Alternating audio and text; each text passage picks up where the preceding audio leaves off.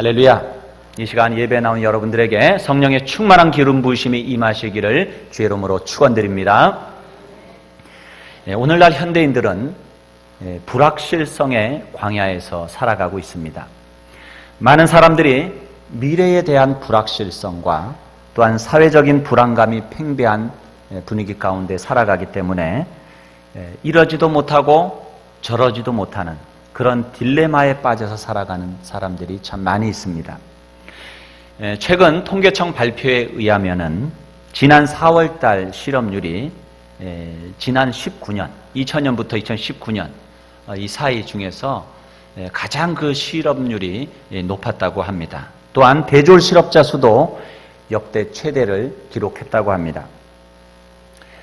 많은 분들이 직장이 없어서 불안하고 또한 힘이 들기도 하지만 직장에 다니시는 분들도 사정은 또 크게 다르질 않아요. 그분들은 그분들대로 혹시나 명예퇴직을 당하는 것은 아닐까, 내가 이 직장을 그만두면 무엇을 해야 되나, 그런 염려와 불안감 가운데에 살아가고 있다는 것입니다. 그러다 보니 요즘 많은 젊은이들은 학교에서 학과 공부를 하는 것이 아니라 공무원 시험을 준비를 하고 있고, 왜 공무원 시험을 합니까? 그 직장은 잘리지 않고 계속 할 수 있을 것 같으니까. 그 불안감이 싫은 거예요. 이것은 얼마나 슬픈 이야기인지 모릅니다. 젊은이들은 실수를 해야 돼요. 부딪혀야 돼요. 좌충우돌 하면서 배워야 되고 꿈을 꿔야 돼요. 도전해야 돼요. 그러나 이제 더 이상 젊은이들이 도전하지 않고 꿈을 꾸지 않습니다. 그저 안락하고 안정된 직장만을 구하고 있는 거예요.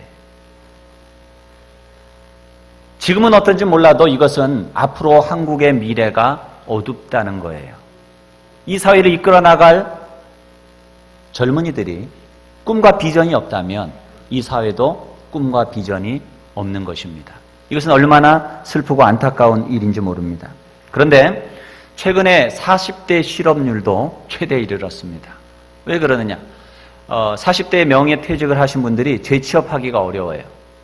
그리고 퇴직금을 가지고 무엇인가 해보려고 해도 경제적으로 불황기이다 보니까는 어떤 작은 사업이라도 하기가 어렵고 주저되는 거예요. 그러다 보니까는 아무것도 하지 않고 시간을 보내게 되고 실업 상태로 있는 40대가 많아졌기 때문입니다. 그러면 우리 성도들은 이런 불확실성의 광야에서 어떻게 살아야 되는가? 우리를 불확실함에 빠지게 하는 것들이 물론 직장 문제만은 아닐 거예요. 가정의 문제, 건강의 문제, 생활의 문제, 관계의 문제, 여러 가지가 있겠습니다만은 우리가 이 불확실성의 광야에서 믿는 자로서 어떻게 살아야 되겠는가? 세상 사람들과 똑같이 먹고 사는 문제에 연연하여서 그것에 올인하며 살 것인가?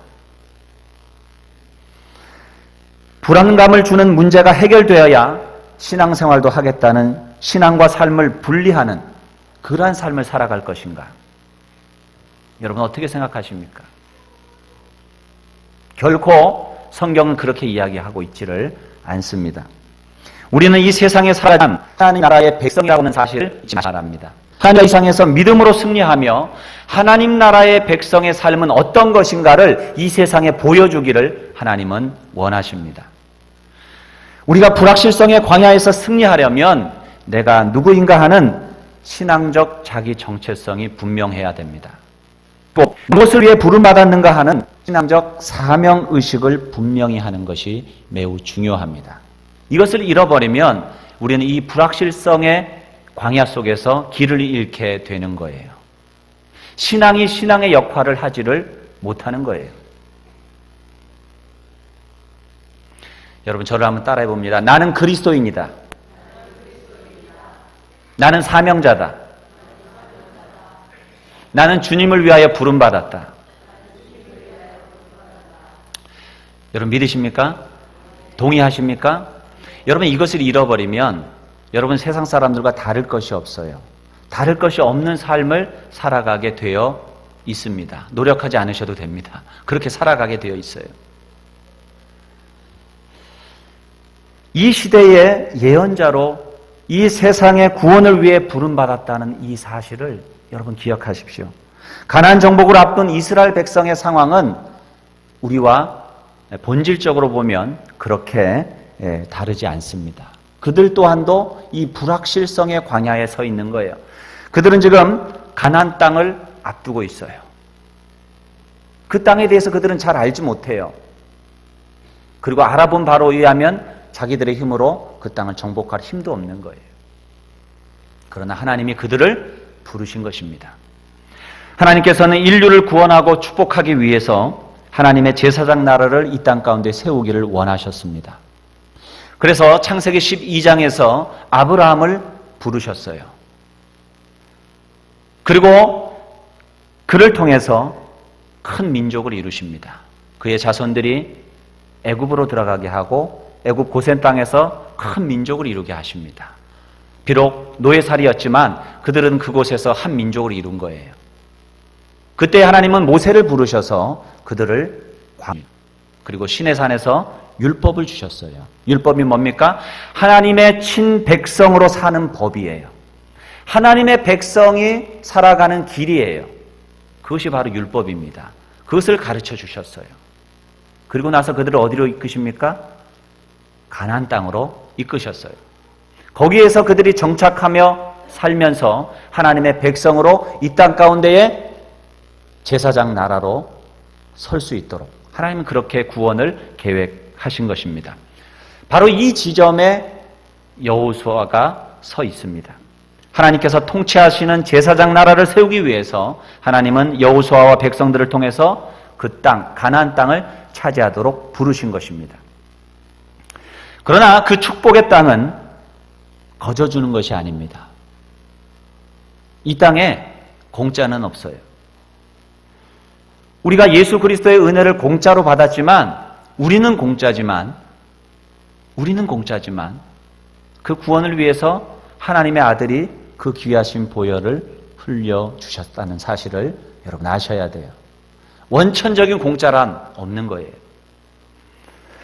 이스라엘 백성들이 위험을 무릅쓰고 들어가서 그 땅을 밟아야만 얻을 수 있는 거예요. 그 땅에는 아낙 자손들이 살고 있었고 또한 철옹성 같은 성들이 질비하게 자리 잡고 있었습니다.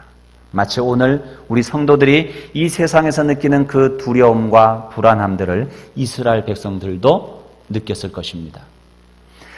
나같이 연약한 사람이 어떻게 이 세상을 변화시키고 사명자로 이 땅 가운데 살아갈 수 있을까?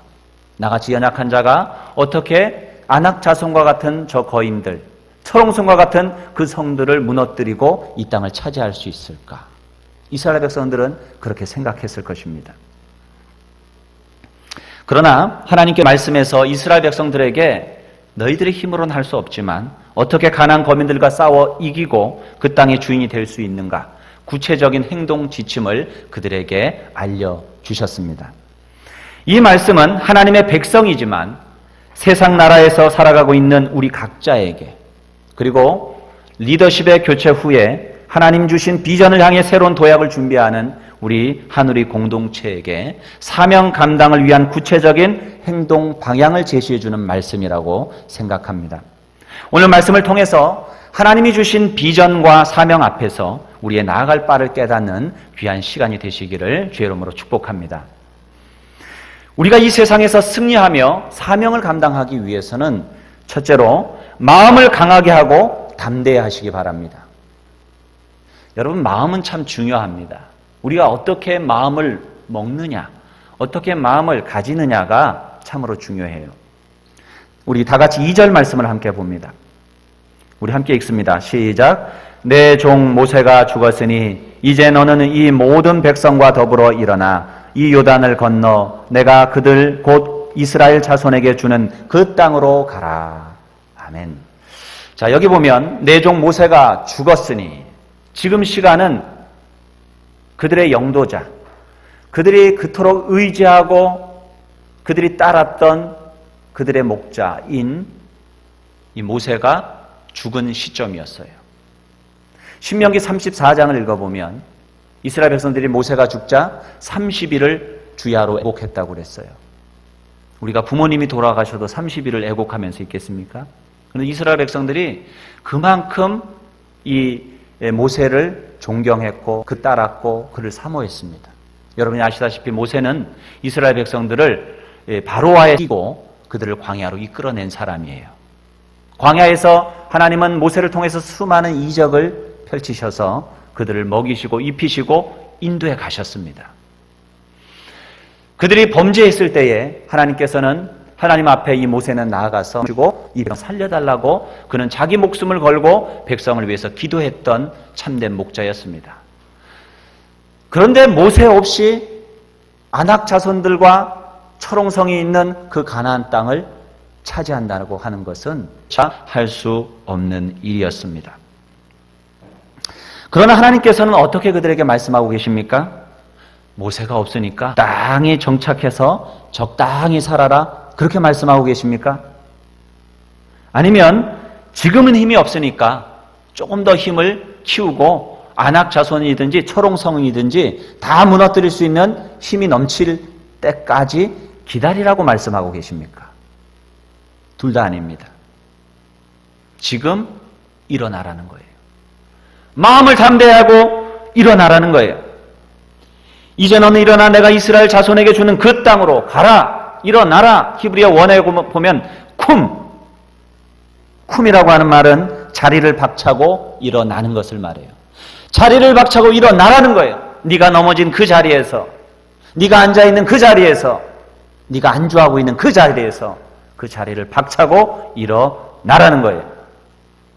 싸움이 될 것 같지 않은데요? 내가 할 수 없는데요? 아니다. 내가 너와 함께 할 것이다. 자리를 박차고 일어나라. 주의 음성으로 들으시길 바랍니다. 우리가 미지의 땅을 밟고 우리에게 주신 그 사명을 감당하고자 할 때에 우리 마음속에는 두려움과 불안한 마음이 생길 수가 있습니다. 그것은 지극히 당연합니다. 그러나 하나님께서는 5절에서 분명히 이렇게 약속하셨습니다. 내 평생에 너를 능히 대적할 자가 없으리니 내가 모세와 함께 있었던 것 같이 너와 함께 있을 것임이니라. 내가 너를 떠나지 아니하며 버리지 아니하리니. 할렐루야. 주님이 여러분과 함께 하십니다. 주님이 결단코 여러분을 버리지 아니하십니다. 하나님께서는 떠나지 않고 버리지 않겠다고, 함께 하시겠다고 오늘 말씀을 통해서 약속하고 계십니다. 이스라엘 백성들이 가나안 정복 전쟁에서 승리하는 비결이 어디에 있습니까? 그들의 군사력입니까? 그들의 지략입니까? 무엇입니까? 바로 하나님이 그들과 함께 했다는 사실에 있는 거예요. 그들이 광야 40년을 어떻게 지나왔는지를 돌아보면 하나님이 보호해 주셨고 하나님이 대신 싸워주셨고 하나님이 인도하셨다는 것을 그들은 깨달을 것이에요. 그러나 믿음이 연약한 인간들은 그것을 잊어버려요. 그리고 어려움이 오면 어려움을 바라보고 두려워하고 불안해하는 것입니다. 여러분, 하나님이 함께 하시면 우리는 반드시 승리한다는 사실을 여러분 믿으시기 바랍니다. 6절과 7절과 9절에서 계속해서 반복되는 말씀이 무엇입니까? 마음을 강하게 하고 담대히 하라. 마음을 강하게 하고 담대히 하라. 이것을 볼 때 우리의 진정한 적은 외적인 원수나 장애물이 아니라 우리의 마음에 있는 두려움이라고 하는 사실을 알 수가 있어요. 우리 안에 이 두려움과 이 불안이 왜 옵니까? 여러분 마음속에 왜 두려움과 불안한 마음이 생기셨습니까? 왜 두려워하시죠? 왜 불안하시죠?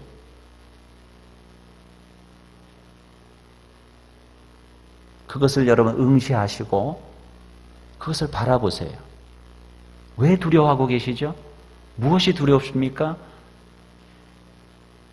무엇 때문에 불안하십니까? 그 밑바닥에는 무엇이 있느냐? 불신이 있는 거예요. 불신이 있는 거예요. 하나님이 함께 하시지 않을 것 같아요. 하나님이 나를 떠나신 것 같아요. 그때 인간은 두려워하고 불안하는 거예요. 그럼 왜 그런 불신이 왔습니까?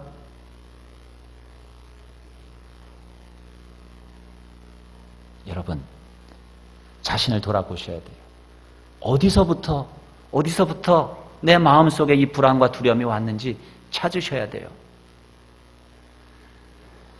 여러분, 사탄은 끊임없이 우리의 마음에 두려움과 불신의 마음을 심어주는 거예요. 그게 사탄의 일이에요. 그것을 그냥 내버려 두시면 안 돼요.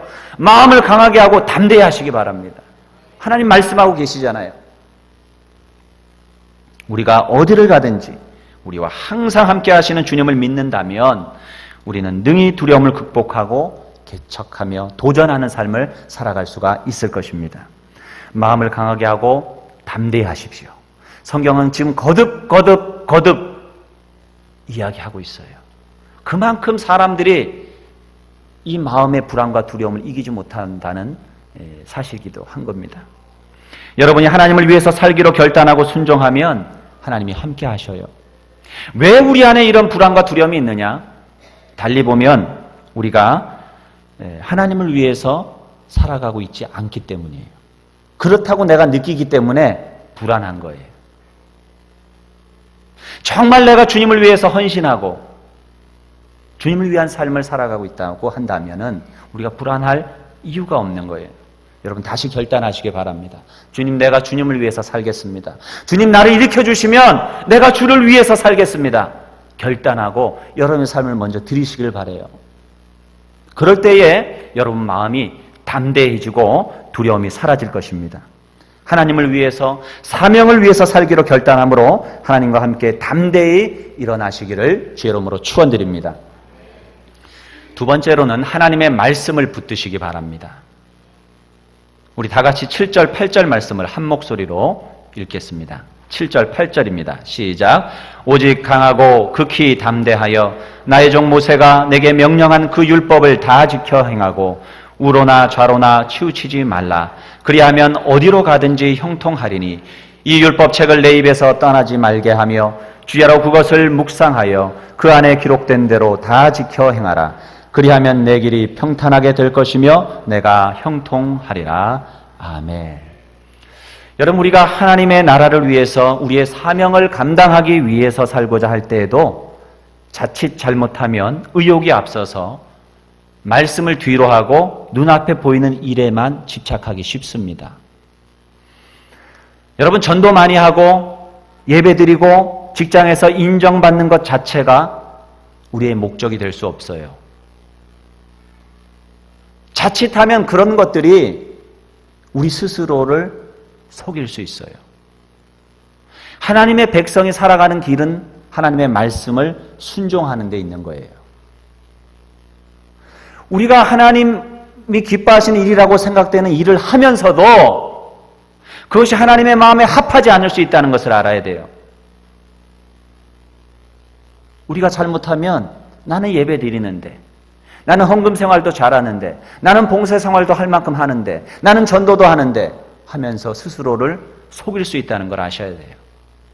정말 주님을 위해서 주의 말씀에 순종하며 살아가고 계십니까? 안 그럴 수 있다는 것을 아셔야 돼요. 이렇게 될 때 우리의 신앙의 목표는 빗나가게 되는데 그게 바로 죄의 원어적 의미예요. 하나님이 의도하셨던 그 관역을 맞춰야 되는데 빗나갔어요. 그것이 하마르티아, 죄인 거예요. 여러분, 죄가 민법적이고 형사적이고 이런 죄, 도덕법의 죄만을 말하지 않아요. 하나님의 관역을 맞추지 못하는 것, 하나님의 뜻에 합하지 않는 모든 죄가 되는 거예요. 우리가 어떤 행위를 했을 때에 정말 그것이 하나님의 마음에 합한가, 하나님을 기쁘시게 해드리는 일인가를 여러분 그래서 살펴보아야 돼요. 겉으로 볼 때는 분명히 잘하고 있는 것 같은데 인간적인 야심으로 흐르기 쉽습니다. 열심히 하는 것 같은데 신앙생활이 자신의 업적을 쌓고 자기 만족을 얻기 위한 수단으로 치우치기 쉽습니다. 그래서 하나님께서는 말씀을 떠나지 말고 말씀을 지켜 행하라고 말씀하고 있는 거예요. 좌로나 우로나 치우치지 말고 그 말씀을 주야로 묵상하며 그 가운데 기록한 대로 다 지켜 행하라고 말씀하시는 거예요. 그렇게 철저하게 우리는 하나님의 말씀 따라 살아가려고 노력하지 않으면 우리는 언제든지 함정으로 빠져요. 내 야망, 내 성취, 내 만족을 위해 살아갈 수가 있다는 것을 아셔야 돼요. 말씀 아니고서는 우리가 하나님이 기뻐하시는 삶을 살아갈 수가 없다는 것을 아시기 바랍니다. 어디를 가든지 하나님의 말씀이 그 입에서 떠나지 말게 하라고 그랬어요. 주야로 그것을 묵상하라고 하였어요. 이것은 낮과 밤 2번 묵상하라는 이야기가 아니에요. 언제든지 말씀이 이끄는 삶을 살라는 거예요. 그럴 때 어떻게 하신다고요? 내 길이 형통하리라. 형통함은 바로 그거예요. 하나님의 말씀을 따라 사는 것. 여러분, 우리의 삶에는 어려움도 오고 풍랑도 이 싸우면 비도 좀 오고 구름도 끼고 해야지. 맨날 찡찡하면 사람들이 그냥 나의 박사들 아닙니까? 다 과정이죠. 어디 가든지 하나님의 말씀이 있다면 우리는 그래서 우리에게 주신 사명 감당하는 형통사가 됩니다. 우리가 이 땅을 받게 하는 것에 거기서 성공과 힘만인 것이 아니라 실패고 좌절되고 하는 일들도 이만한 다가가는 과정이에요. 교육과 기대지만 다 가는 지나갈 일들입니다. 그러나 우리가 잘 되든 잘 안 될 때든 하나님의 말씀을 붙드는 일만은 여러분이 놓지 마시기를 바랍니다. 놓지 않을 거예요. 정말 여러분이 힘들 때가 하나님의 말씀이 필요할 때예요. 말씀을 붙드시기를 바랍니다. 좌로나 우로나 그 말씀을 붙들고 치우지 마요. 세상의 소리를 듣지 마시고 하나님의 말씀, 하나님의 음성을 듣고 행하시기를 주의 이름으로 축원드립니다. 그럴 때 하나님이 주시는 놀라운 형통함의 복을 체험하는 귀한 은혜가 임하실 것을 여러분 확신하시기 바랍니다. 세 번째로는 믿음으로 순종하며 도전하십시오. 말씀을 받으셨으면 그 말씀을 순종하셔야 돼요. 하나님께서 이스라엘 백성들이 미지의 땅에 도전하라고 말씀하셨어요. 사랑하는 성도 여러분, 두려움과 상실감에 혹시 여러분 주저앉아 계신 분이 계십니까? 나에게 왜 이런 일이 일어났을까? 그렇다면 여러분 다시 한번 돌이켜 보십시오. 나에게 주신 주님의 사명이 무엇인가를 되물으시기 바랍니다. 왜 하나님께서 우리 하늘의 교회를 세우셨을까요? 교회를 세우신 목적이 과연 무엇일까요? 왜 하나님께서 나를 이 하늘의 교회로 부르셨을까요? 왜 하나님께서 나에게 이런 직장을 주셨을까요? 왜 나에게 이런 배우자를 만나게 하셨을까요? 왜 이런 자녀를 주셨을까요? 거기에는 하나님의 사명이 있다는 것을 여러분 기억하시기 바랍니다. 사명을 위해서 오늘 말씀은 자리를 박차고 일어나라고 우리에게 말씀하고 계신 거예요. 더 이상 먹고 사는 일 때문에 박차고 일어나는 것이 아니라 사명을 위해서 살라는 거예요. 우리는 내 자신의 먹고 사는 문제 때문에만 부름받은 사람들이 아니라 이제는 그 사명을 위해서 사는 사람으로 부름받은 것입니다. 말씀을 붙들고 용기를 가지고 도전하시기 바랍니다. 우리 주님이 함께 하실 것입니다. 그 근거가 무엇입니까? 3절 말씀이에요. 우리 3절 말씀을 같이 한번 봅니다. 시작. 내가 모세에게 말한 바와 같이 너희 발바닥으로 밟는 곳을 모두 내가 너에게 주었노니.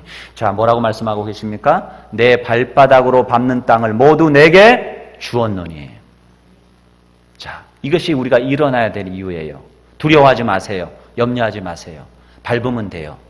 하나님이 약속의 말씀을 주셨고 내가 주님 주신 이 사명을 위해 살기로 결단하셨다면 이제 믿음으로 말씀 붙들고 일어나시길 바랍니다. 아멘. 밟으셔야 돼요. 하나님은 공짜로 우리에게 주시지 않아요. 우리가 물론 구원은 믿음으로 공짜로 얻었지만 하나님은 우리를 그렇게 아무런 자기 노력 없이 무엇인가를 얻게 하시는 분이 아니세요. 반드시 값을 지불하게 하시는 분이세요. 여러분이 죄를 지어도 죄에 대한 값을 지불케 하시고 여러분이 하나님을 위하여서 선한 일을 해도 거기에 대한 상을 잊지 아니하시는 분이시라는 사실을 여러분 믿으시기 바라요. 하나님이 작은 소자 하나에게 준 냉수 한 그릇에 대한 값도 결단코 잊지 않겠다고 말씀하셨어요.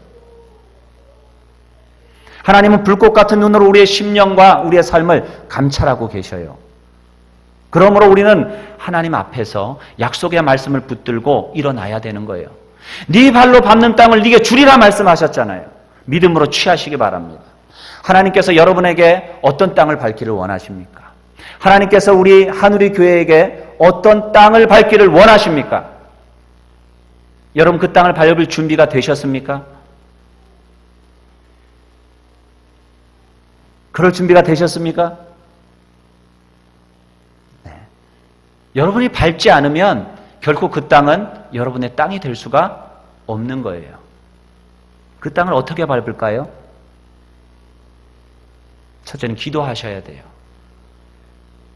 기도하지 않고, 기대하면서 기도하지 않고, 이 사명 감당을 위해서 기도하지 않고 어떻게 그 땅을 밟을 수 있겠습니까? 하나님께서는 여호수아를 통해서 여리고성을 함락시킬 때에 아무것도 시키지 않으셨어요. 법궤가 앞서 나가게 하고 이스라엘 백성들이 침묵으로 여리고성을 돌게 했어요. 그 여리고성은 두 겹으로 쌓여진 초롱성이에요. 아무도 그 성을 함락할 방법이 없어요. 그냥 그들이 그것을 도는 거예요. 그들이 돌 때 무엇을 했을까요? 저는 기도했다고 생각합니다. 기도하셔야 돼요. 기도하면서 땅을 밟으세요. 여러분이 사업을 하실 때나 어떤 일을 하실 때든지 하나님 앞에 사명으로 주님을 위해서 살겠다는 결단이 섰다면 기도하면서 그 일을 행하시길 바랍니다.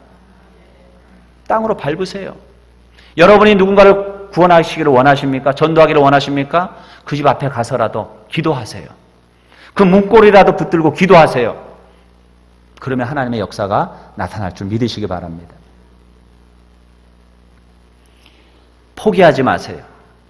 하나님의 약속의 말씀은 1.1획도 변함이 없는 거예요. 하나님 말씀 주셨으면 그 말씀을 딱 붙드셔야 돼요. 기도하실 때도 그 말씀을 붙들고 기도하셔요. 그리고 여러분 도전하실 때에 하나님이 여러분과 함께 하실 것입니다. 여러분, 이것은 영적인 법칙이에요. 하나님께서 믿음의 조상 아브라함을 부르실 때에도 그를 불러서 그냥 복을 내리신 것이 아니에요. 내가 내게 지시할 땅으로 가라 말씀하셨어요. 그는 믿음으로 그 땅을 밟아야 했어요. 그가 그 땅을 밟기 위해서는 많은 희생을 감수해야 했습니다. 당시에 오늘날처럼 치안이 훨씬 더 불안했던 그 시대에 그가 살았던 곳에서부터 누군지도 알지도 못하는 다른 민족이 사는 땅으로 이주해 간다라고 하는 것은 목숨을 내건 모험이에요. 자기의 안정된 직장도 내려놓고 자기와 친분이 있는 친족들이 있는 그 땅을 떠나서 다른 지역으로 그는 믿음의 여행을 시작해야만 했던 것입니다. 여러분, 값을 지불하셔야 돼요. 여러분이 하나님의 살아계심을 경험하기를 원하신다면 모험하셔야 돼요. 말씀을 붙들고 믿음의 걸음을 내디시길 바랍니다. 내 발로 밟는 땅이 내 땅이 되리라. 이스라엘 백성들이 홍해를 앞에 두었을 때의 마음이 어땠을까요? 그 시퍼런 홍해 바다의 물을 보면서 그들은 우리가 여기에 수장될 것이라고 생각했을지도 몰라요. 그때 하나님은 모세를 통하여 이야기합니다. 믿음으로 지팡이를 들라. 그때 그 시퍼런 홍해 강물이 갈라지기 시작했어요. 그들이 요단강을 건넜을 때는 어떠했습니까? 제사장들이 먼저 법궤를 메고 요단강에 발을 담그라고 했어요. 그들이 믿음으로, 여러분, 그냥 맨몸으로 들어가도 물에 들어가면 수장될 텐데 법궤까지 들고 그 물 속에 들어가면 어떻게 될까요? 당연히 빠져 죽는 거예요. 그런데 어떤 일이 일어납니까? 그들이 물이 어느 정도 찰 정도로 요단강 안으로 들어갔을 때 물이 마르기 시작하는 거예요. 하나님의 역사가 나타나기 시작하는 거예요.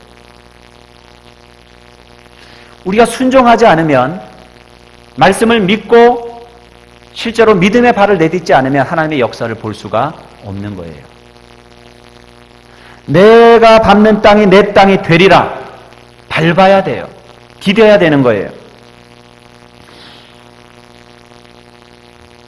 사도행전 1장 8절에 예루살렘과 온 유대와 사마리아와 땅끝까지 이르러 내 증인이 되리라 말씀하셨어요. 아멘입니까? 여러분은 예수님의 증인이십니까? 증인의 삶을 살고 계십니까? 그러한 삶을 사실 때에 그 말씀에 내가 너희와 세상 끝날까지 너희와 항상 함께하리라고 하신 하나님의 약속이 우리의 삶 가운데서 경험되어지는 것입니다. 실제로 제자들이 이 예수님의 말씀에 순종해서 온 천하를 다니면서 복음을 증거했을 때에, 그 땅을 밟고 밟으며 복음을 증거했을 때에 거기에 놀라운 기적과 이사가 일어났던 것입니다. 여러분, 허드슨 테일러가 중국 땅을 밟았을 때에, 윌리엄 캐리가 인도 땅을 밟았을 때에 그 땅은 소망의 땅으로 변화될 수 있었어요. 배간의 선교사들이 조선시대에 이 땅에 정말 알지도 못했던, 그 당시에 알려지지도 않았던 코레아라고 하는 이 땅, 이 조선 땅을 그들이 밟기 위해 이 땅 가운데 왔을 때에 이 땅에 복음이 전하여지기 시작했고, 오늘 이 대한민국이 존재할 수 있게 된 것입니다. 내가 밟는 땅이 내 땅이 되리라. 여러분, 믿음으로 도전하시기 바랍니다.